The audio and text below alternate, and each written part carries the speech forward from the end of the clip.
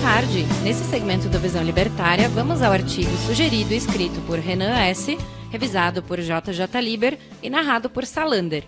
Como surgiram os bancos e de onde vêm as receitas do governo? Imposto inflacionário. Os bancos são grandes instrumentos de controle monetário nos dias de hoje. Além de serem um alvo fácil para a coleta de impostos, também são utilizados para conter e expandir a oferta de dinheiro. Mas como isso acontece? Por que as pessoas guardam seu dinheiro em bancos em primeiro lugar? Por que o mercado bancário parece tão regulado? E por que os governos são soberanos com relação às suas moedas? Este artigo é baseado no segundo capítulo do livro de Murray Newton Rothbard, O que o governo fez com o nosso dinheiro? O ouro, além de ser um objeto homogêneo, difícil de ser falsificado e facilmente divisível, foi aceito como moeda de troca por muita gente pelo mundo em determinado período da história. Isso fez o ouro ser escolhido como meio de troca pelo mercado em diversas regiões do planeta. Entretanto, não era muito prático carregar o ouro para lá e para cá, mesmo quando cunhado em moedas, e nem muito adequado manter grandes quantidades em casa por questões óbvias de segurança. A solução para isso foi a criação, pelo livre mercado, de serviços especializados em armazenagem de ouro, os bancos. Os armazéns de dinheiro funcionavam da seguinte maneira: um depositante alocava uma determinada quantidade de ouro nesse armazém, o qual, por sua vez, entregava um recibo que garantia ao depositante o direito de reivindicar seu patrimônio em ouro à vista, a qualquer momento, conforme contrato, e cobrava uma taxa de utilização do espaço de armazenamento. A taxa de utilização desse espaço era a única receita dos armazéns de dinheiro. Os recibos de armazenagem foram sendo cada vez mais utilizados para trocas entre pessoas, já que era muito mais prático transferir um título de papel do que ter que transportar o ouro de um armazém para a casa do vendedor. Assim, surgiram as cédulas e os cheques, como substitutos monetários. É importante dizer que as cédulas e os cheques são substitutos, pois isso significa que para cada um desses recibos existe uma quantidade de ouro estocada na mesma proporção. Para cada grama de ouro, havia uma cédula que representava exatamente essa quantidade. Cada banco pode ter sua própria cédula e pode decidir se aceita ou não uma cédula de outro banco sob uma taxa de câmbio que é determinada pelo mercado. Estamos falando de dinheiro privado, dinheiro impresso pelos próprios bancos, com lastro e valor determinados por contrato entre o depositante e o banco. No formato descrito, os bancos lucram a partir de taxas cobradas previamente de seus clientes, mantendo um lastro de 100% de reservas para os depósitos. Entretanto, existe uma prática muito comum chamada reserva fracionária. Quando um banco possui grande quantidade de ouro de vários depositantes, é natural que boa parte daquele ouro demore décadas para ser sacado, deixando o banco tentado a utilizar esse fato em benefício próprio. Os bancos passam a emprestar esse ouro, criando cédulas de papel sem lastro, tornando parte de seus depósitos insolvente. Ou seja, caso todos tentassem sacar seus depósitos, não haveria ouro suficiente no armazém para efetuar todos os pagamentos, já que existem mais cédulas em circulação do que o ouro depositado. Além da falência, o banco inflaciona o ouro ao criar cédulas, já que aumenta a oferta monetária, causando impactos em toda a economia. Maior oferta de dinheiro para uma mesma demanda é igual à desvalorização da moeda. Isso é imutável. Não existe governo no mundo que possa mudar esse fato. É muito importante saber que os depositantes não estão de acordo com essa prática, reservas fracionárias. Os depositantes confiam seu ouro ao banco, esperando serem ressarcidos completamente a qualquer momento, à vista.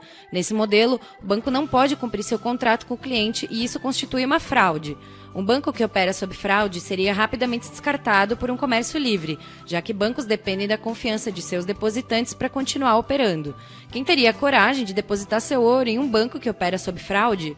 Isso garante vantagem competitiva aos bancos 100% lastreados. Dessa forma, um banco pode auditar o outro, já que caso um banco desconfie de seu concorrente, ele pode pedir uma restituição em ouro muito grande, deixando o banco que incorre em fraude insolvente e quebrado. Falamos da relação entre bancos e a sociedade. Entretanto, existe uma terceira parte envolvida que precisa ser abordada, tamanha intervenção dessa parte no setor bancário, o governo. É sabido que as receitas do Estado não são provenientes da oferta de serviços ou vendas de produtos.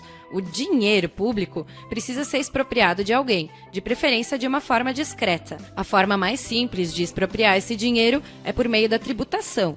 Entretanto, a tributação é muito visível e impopular. Não é bom politicamente. As pessoas têm dificuldade em aceitar aumentos de impostos de forma tão descarada quanto a criação de um novo tributo. Partindo desse conceito, existe outra forma de expropriação situação mais difícil de ser compreendida: a falsificação de dinheiro e seu curso forçado.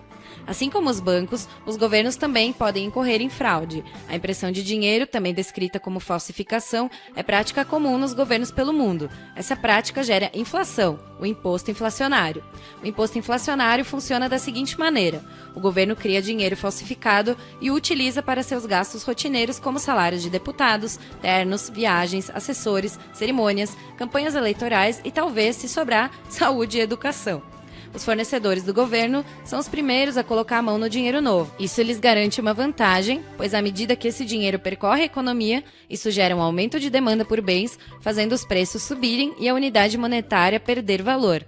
Assim, os últimos a receberem o dinheiro serão os mais afetados, e normalmente os últimos serão os assalariados, que só terão aumento em seus salários um ano depois, quando tudo já estiver bem mais caro. A inflação é o meio de expropriação de bens mais perverso criado pelos governos, já que os únicos tributados são os professores, aposentados, trabalhadores da indústria, aqueles que, em geral, possuem uma renda fixa por mês, que são frequentemente os mais pobres. Além do impacto direto, a inflação também pune o mercado ao distorcer o cálculo econômico, tornando empresas que seriam financeiramente inviáveis atrativas, criando bolhas em diversos setores e investimentos que não são verdadeiramente produtivos, causando produção ineficiente de bens e serviços. A inflação influencia o indivíduo a perder o hábito de poupar dinheiro, já que dinheiro guardado perde valor. Em contrapartida, o consumismo se torna uma prática inteligente, pois as pessoas compram tudo que podem enquanto o dinheiro ainda tem algum valor. Como uma bola de neve, a hiperinflação colapsa todo o sistema e o dinheiro passa a não ser mais aceito por ninguém, fazendo as pessoas voltarem a praticar o escambo para obter os itens necessários para sobreviver. É dessa forma que uma moeda morre. O controle da inflação é uma ferramenta utilizada por governos do mundo todo para a expropriação de bens, mas para que ela funcione, são necessárias algumas medidas como o monopólio da moeda. Para que o governo tenha controle para inflacionar a moeda à vontade, é necessário proibir os bancos de criarem suas próprias cédulas e obrigar a todos a utilizar uma mesma moeda, criada e controlada pelo governo. Hoje, o sistema bancário é altamente controlado pelo governo, os níveis de injeção de dinheiro falso são determinados por burocratas, políticos. Os governos protegem os bancos, que hoje são parte importante de seu maquinário, de diversas maneiras, por exemplo, garantindo a eles o poder de recusar a restituição em espécie. Isso quer dizer que os bancos não são obrigados a ter dinheiro para pagar todos os seus depositantes. Os governos permitem aos bancos operar em insolvência, mesmo isso sendo uma fraude inaceitável em um livre mercado. Então, caso um banco quebre e não tenha capital para honrar seus contratos com os depositantes, o Estado deve imprimir mais dinheiro e pagar a todos, ignorando completamente o fato de que a criação de dinheiro impacta negativamente a oferta monetária. Esse é um dos exemplos de imposto inflacionário. O Estado determina, de maneira silenciosa, que o assalariado pague pela imprudência de todo o setor bancário, a qual foi garantida e permitida pelo próprio Estado. Portanto, fuja enquanto pode desses papeizinhos coloridos. Dê preferência a moedas com valor de verdade, com lastro. Governos não têm como gerar valor, apenas destruir valor. Certamente, toda moeda controlada por eles está fadada a perder valor ou colapsar. Procure moedas descentralizadas, sem uma entidade central que controle a moeda e possa desvalorizá-la. O Bitcoin e outras altcoins, por exemplo, lhe garantem isso. Obrigado pela audiência. Se gostou do vídeo, clique em curtir e compartilhe o vídeo em suas mídias sociais. Se inscreva no canal e clique no sininho para ser avisado de novos vídeos. Até a próxima!